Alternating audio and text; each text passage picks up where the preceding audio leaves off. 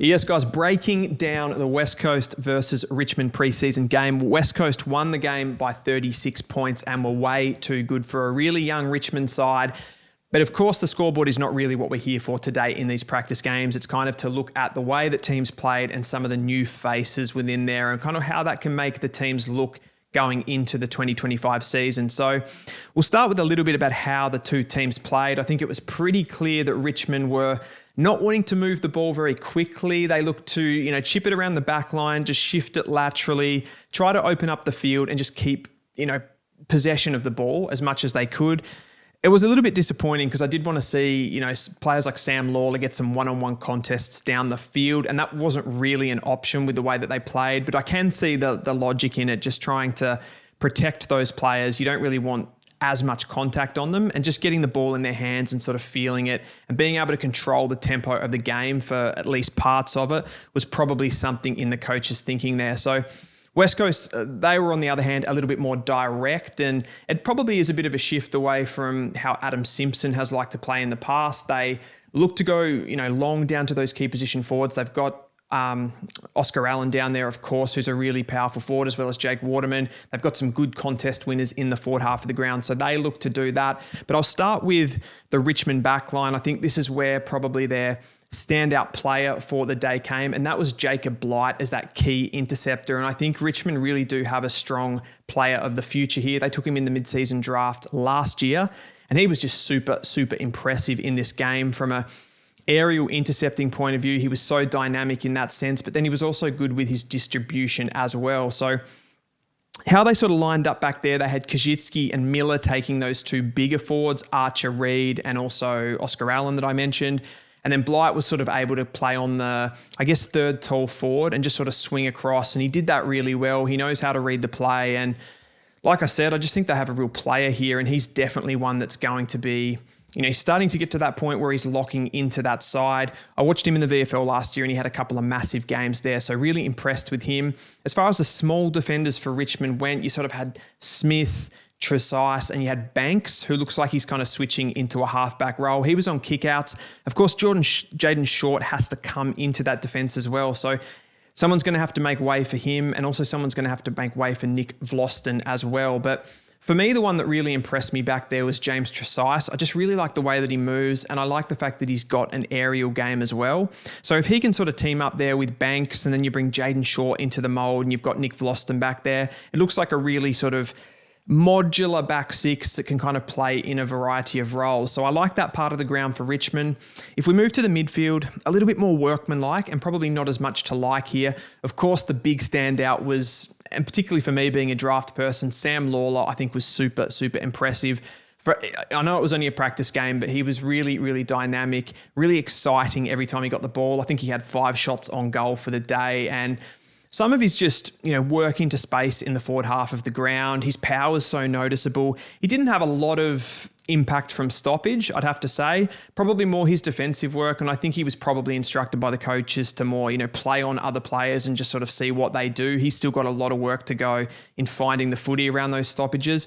But when he's in the forward half of the ground, he's so scary, so dynamic. His overhead stuff, we saw it in the first couple of minutes of the game where he took that, mark sort of one out, and yeah, it's just so exciting. Of course, he gets the injury there at the end, the concussion, which is disappointing. But I think overall, you've got to be really happy with that. If you're Richmond fans, if you're Sam Lawler, I think it was a great debut and a great way to start his career at Richmond. I think he was probably their most impactful forward and also one of the most dangerous players in the midfield as well. I think Jack Ross did a really good job just sort of accumulating the footy and being really defensively stable in there to stop some of those, West Coast just sort of walking the ball out of the midfield. It was tough in there.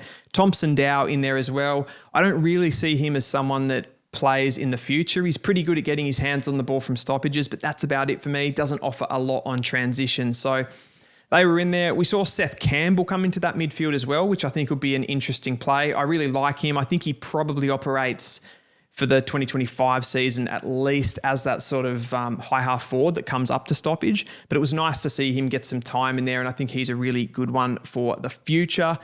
As far as the forwards for Richmond, there probably wasn't a lot to talk about here. I think Mansell did pretty good, but just the way that they moved the footy made it really difficult for their forwards to have any impact. And as I said, I think it was Sam Lawler that looked the most dangerous. The wingers were interesting. They sort of rotated Jasper Alger onto a wing. They also had Tyler Sonsi there as well. So I'm not sure how that's going to look when, players like Taranto come back and it, spreads players out.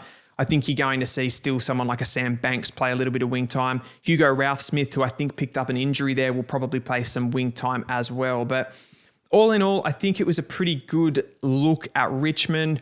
The other player that I did want to touch on there was Thomas Sims, of course, actually. He played a little bit of ruck along with Samson Ryan. So he was the other sort of major first gamer in there. And I think Thomas Sims actually did really well. I was really impressed with his physicality in there playing as a second ruck and had a few big contests up in the forward half of the ground as well. So I think that's probably as well as you could have seen him gone in a first game for a player that's 200 centimetres.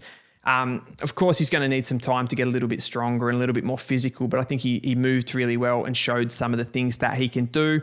If we move on to West Coast, probably a lot more to be optimistic about if you're a West Coast fan.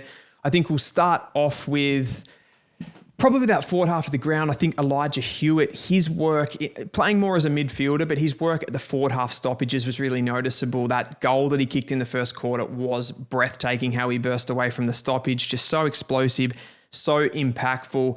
And I did, listening to the commentators, listening to Will Schofield talk about Ruben Ginbey as that other player there playing behind the ball now. I do think that is a better suited position for him. I think he's a bit more of a straight line runner, someone that just struggles a little bit with that midfield craft, getting his hands on the ball from stoppages and creating. So he has a little bit more time and space to operate in the back half of the ground. And because of his size and height, he can be a really powerful intercept player as well. If we, again, start from the back part of the ground for West Coast, you had players back there like Harry Edwards. I think he did a pretty good job. None of the Richmond forwards really got a look in, but also the way that Richmond moved the ball, he probably didn't have a huge amount of work to do. The other one back there was Beau Allen that I wanted to talk about for West Coast. I think he had a nice debut.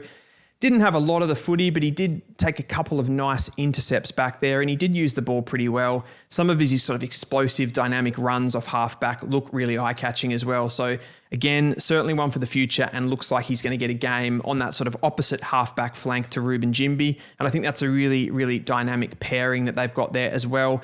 For me, though, the player that really caught my eye, we'll bypass the midfield for a second here, but Tyler Brockman, I think he was really good as that small forward. I think everyone's been talking about players like Owies and Tyrell Dewar, who had some moments himself, but Brockman is just a class above those players, in my opinion. He's really elastic, really explosive. He's got beautiful lateral movement, and to be that creative and that crafty in front of goal and also have that aerial game, I think he's really exciting. And he could be one that really elevates West Coast to that next level, just the quality that he has on the ball. I mentioned Tyrell Dewar. He was probably another one of those players, and it's kind of expected in these sorts of preseason games, but he was one that he had sort of these big almost moments, but he probably didn't have a lot of end product. I think he did kick a nice running goal early in the match, but other than that, he probably would just, almost had times that he was there. So I think if he can sort of get into this side and just get into the best 23, that's a start for him, and then he can sort of build on those performances and start to put it all together. If we just backtrack a little bit here to the midfield, I think Jack Graham was absolutely outstanding. If it wasn't Brockman for best on for West Coast, I think Jack Graham was probably the next best player. Plenty of the ball, he just accumulates. He's such a good two-way runner, and he defends so well. He can kind of play that. We talked about it last year a lot, actually, with West Coast. They have so many of those sort of powerful players, but they don't have a lot of guys that can just accumulate the footy. And I think that's what Jack Graham does. He comes in and just gives them some solidity in the midfield, someone that can find the footy and just be really, really defensively capable. Matt Flynn did the rucking.